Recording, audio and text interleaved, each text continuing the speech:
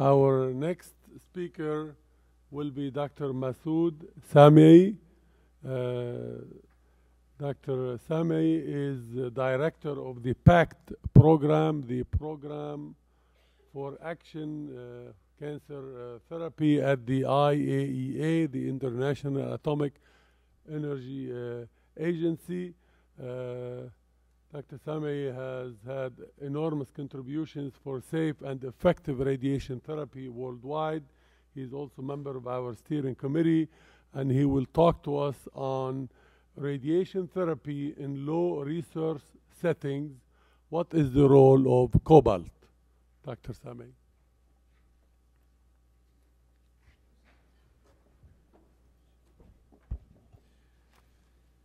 So good morning. Thank you very much for Ben for having this opportunity being here.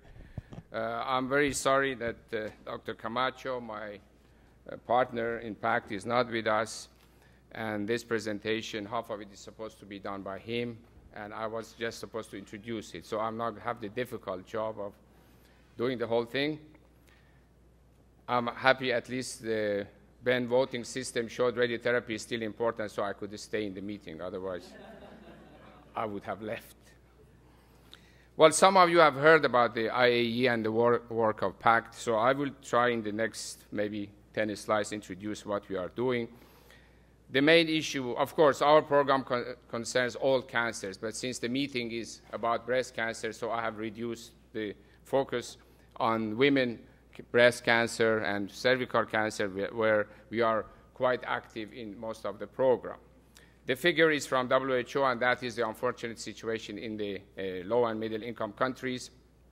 Most of them are in ages of productive age and young age, and unfortunately access to radiotherapy is very limited, although this is a solution, as we heard from the crowd sitting here. The other factor is that most 70% of these women see no doctors. I mean, not earlier on in the morning, the first presentation talked about Africa, but that is also the reality in many parts of Asia and Latin America. And also, most of them come at very advanced stages. The result, a lot of pain, excruciating pain, with little palliative care available, and also the problem of stigma and other things that we all know about cancer. This is the reality in low-resource situations. The health workers, the fear, stigma, hopelessness, that is something that we know, all of us.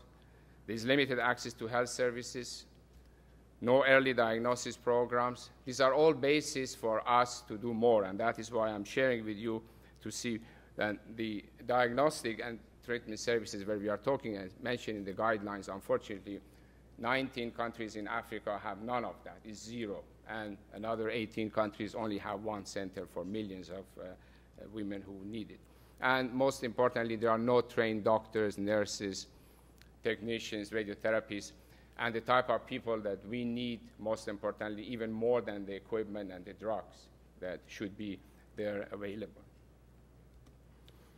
So what can be done? We have the technology and know-how. We know that because the countries with advanced countries have shown, and we have seen the rate of breast cancer coming down, and obviously there are solutions available.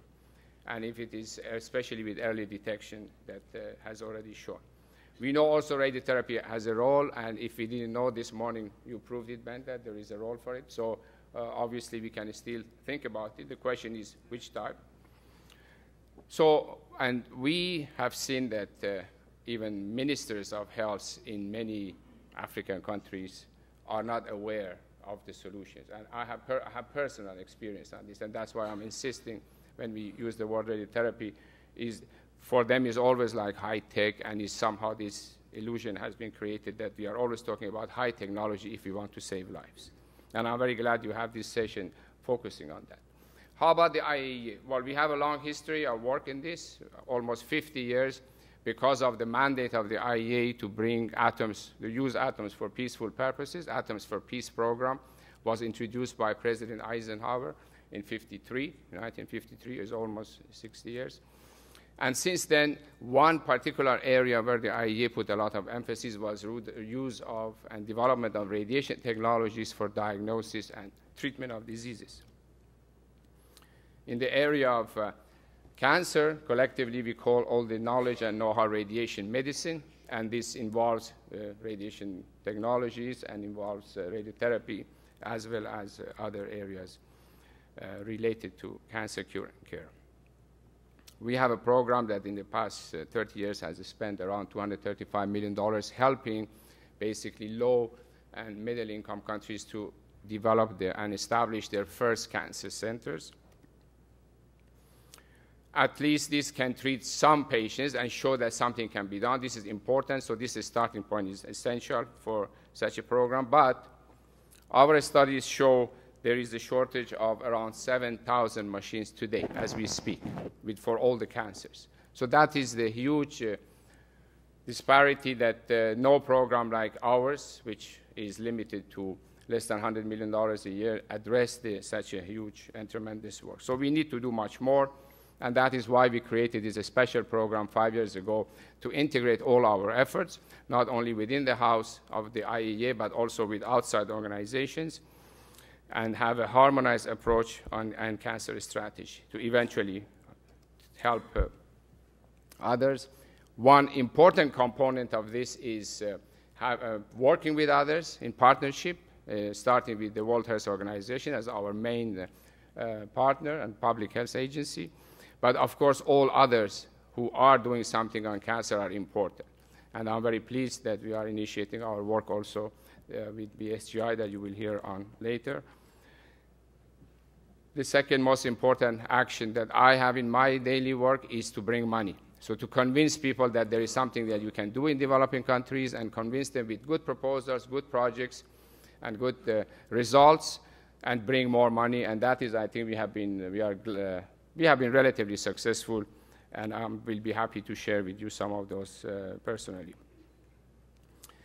It is also important to not only focus on cancer alone, because NCDs, as WHO strategy approved by its member states, shown us, will probably attract, at least at higher level, the attention of politicians and decision makers. And we are very pleased that the United Nations 2 weeks ago approved a resolution related to NCD and placing them higher in the agenda of the UN system, and hopefully with the efforts of the WHO next year, this will get more attention, and that obviously will help us to come out of this just specific focus on only communicable diseases.